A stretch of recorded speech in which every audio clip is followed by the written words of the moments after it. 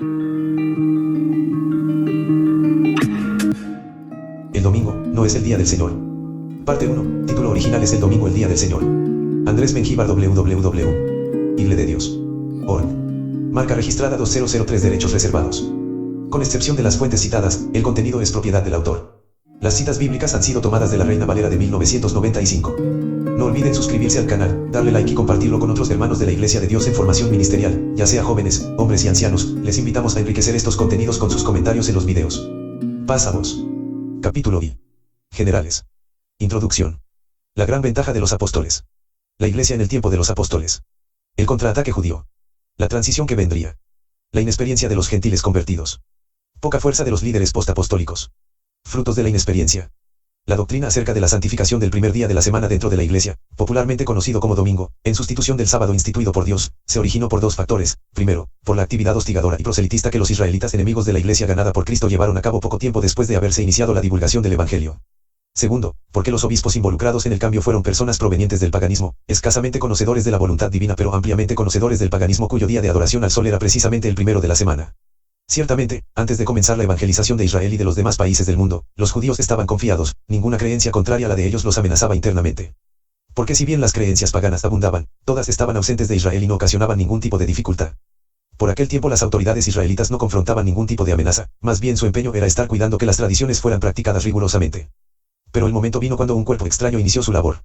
Una labor verdaderamente difícil que de no haber contado con la efectiva participación del Espíritu Santo habría estado condenada al fracaso. Lo alarmante era que ese cuerpo no era extranjero sino nacional. Era uno que hablaba de Dios y de los profetas, y lo hacía con verdadero aplomo a la verdad, lo cual era inquietante. Con el correr de los años, las repercusiones vendrían a ser notorias en Israel y en el resto del mundo. La historia acerca de la actividad antievangélica en las primeras 3 décadas de la Iglesia es bastante larga, pero Lucas la sintetiza en Hechos de los Apóstoles.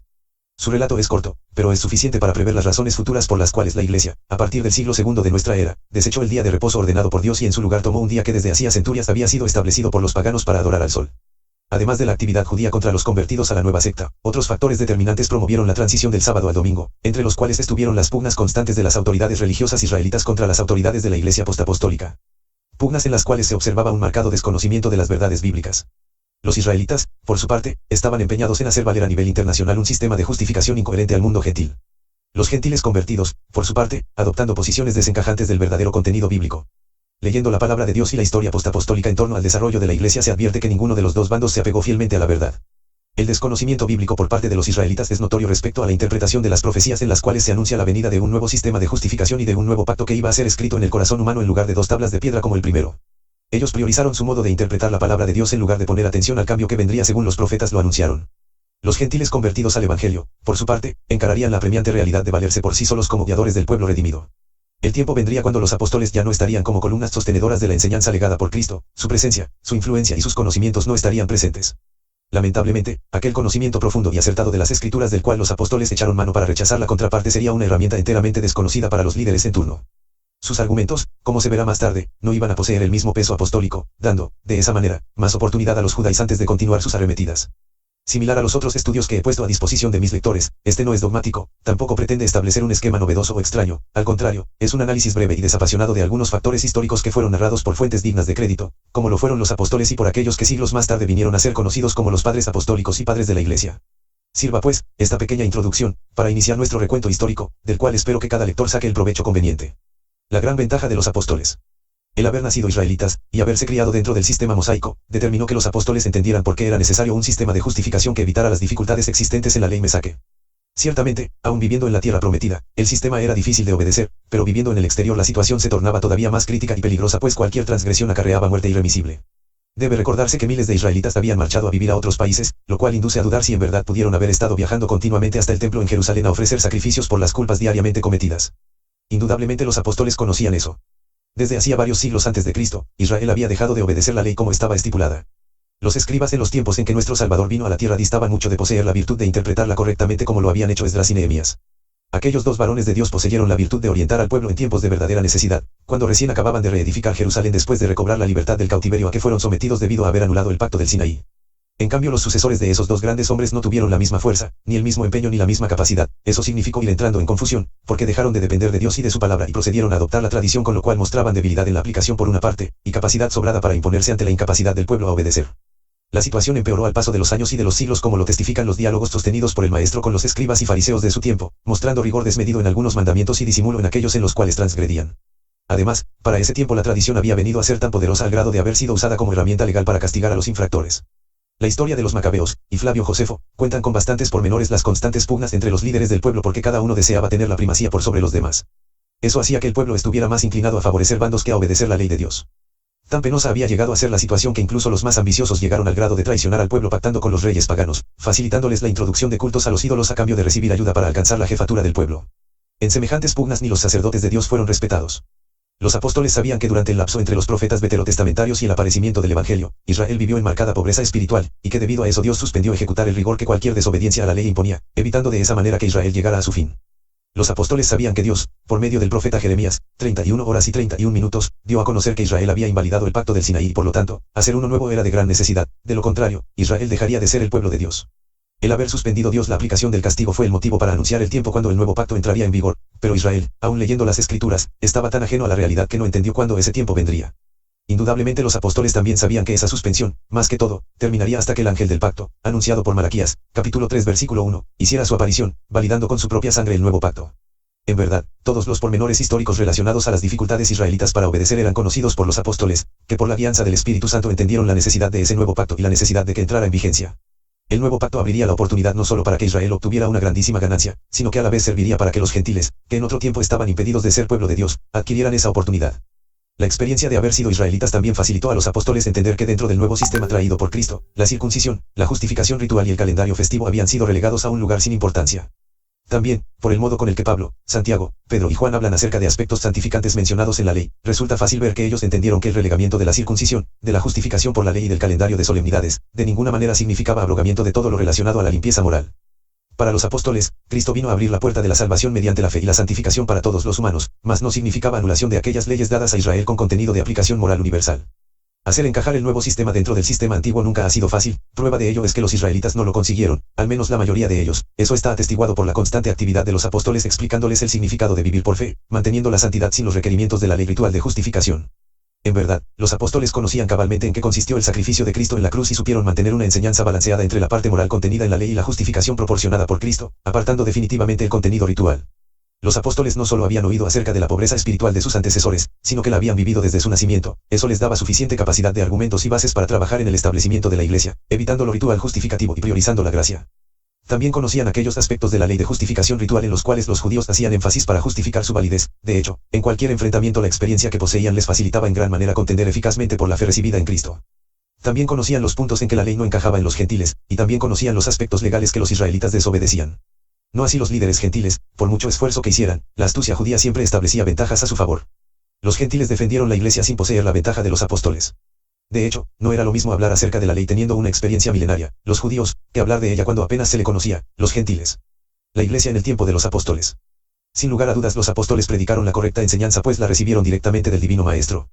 Para ellos el tiempo que pasaron a su lado fue suficiente para conocer en qué consistía su mensaje, y también les fue suficiente para entender por qué el nuevo pacto era necesario. En verdad los relatos contenidos en los 4 evangelios son extremadamente cortos que no permiten conocer la enseñanza que les fue impartida día a día, momento a momento, pero los años que pasaron al lado del divino maestro no fueron solo para seguirle a donde él fuera, o para escucharle parábolas, o para mirarle haciendo milagros sino para conocer a fondo las desventajas del antiguo sistema, y para recibir instrucción sobre las ventajas del nuevo.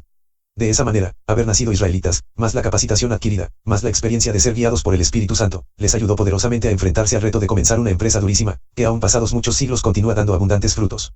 El trabajo de los apóstoles se realizó en 2 partes, la primera fue para darle prioridad al pueblo israelita, la segunda para entrar de lleno a evangelizar a todo el mundo. Después de todo, esa fue la orden recibida de su maestro. Para evangelizar a los israelitas no era necesario empezar explicándoles la historia de la creación, ni del pecado de Adán en Edén, ni del diluvio, ni de la expansión de la humanidad a partir de la llanura de Sinar, ni de cómo Dios eligió a Abraham para ser el padre de Israel. La estrategia a emplear debía de echar mano del conocimiento de la ley en general a fin de enfatizar aquellos aspectos que, a lo largo de cientos de años, habían sido transgredidos. De igual manera, la destreza adquirida serviría para poner en relieve las ventajas de obedecer a Dios por fe sin la necesidad de recurrir a la matanza continua de animales. El tiempo vino cuando el entrenamiento que habían recibido, más la poderosa intervención del Espíritu Santo, hicieron estremecerse a miles de conciudadanos que presenciaron el primer sermón. El resultado fue una ganancia aproximada de 3.000 convertidos al Evangelio, Hechos 2:41, cifra que indudablemente fue aumentada al agregar a cada convertido una esposa e hijos. No menos portentosa fue la segunda predicación en la cual, posiblemente 2.000 más fueron bautizados, Hechos 4:4, sumando de esa manera unas 5.000 personas, número que posiblemente el relato bíblico no incluye a los hijos y a las esposas. Muy pronto las autoridades judías notaron que un mensaje de salvación diferente al tradicional estaba siendo anunciado, por lo cual empezaron a contrarrestarlo empleando tácticas intimidatorias entre las cuales estuvieron encarcelamientos, castigos corporales, muerte y persecución. Pero el Espíritu Santo y la enseñanza recibida eran dos fuerzas demasiado poderosas e imposibles de contener. Nada ni nadie era capaz de frenar el avance de la iglesia naciente. El resultado obtenido en corto tiempo fue la conversión de muchos miles de judíos, unos 144.000, entre los cuales se contaban sacerdotes, escribas, gente adinerada y mucho pueblo en general. Aunque el hostigamiento se hacía cada vez más fuerte, la iglesia naciente, doctrinalmente hablando, estaba a salvo de cualquier estorbo. Después de todo, el carácter tímido y medroso de aquellos 12 había sido cambiado por uno de valor y de fuerza, adquiriendo de esa manera la potente capacidad de enfrentar a cualquier autoridad religiosa y de demostrarle con hechos que el nuevo sistema era mejor. La doctrina, tal como les fue entregada por el Divino Maestro, se hacía sentir entre los israelitas y corría libremente por todos los rincones del país, poniendo la gracia de Dios al alcance de todos los que quisieran aceptarla, llegando eso a tener un impacto tan sonoro que estremeció a los jefes de Israel. Nunca antes habían presenciado cómo los ciudadanos, con marcado interés, aceptaran estar cerca de Dios sin tener necesidad de recurrir a holocaustos de ninguna índole.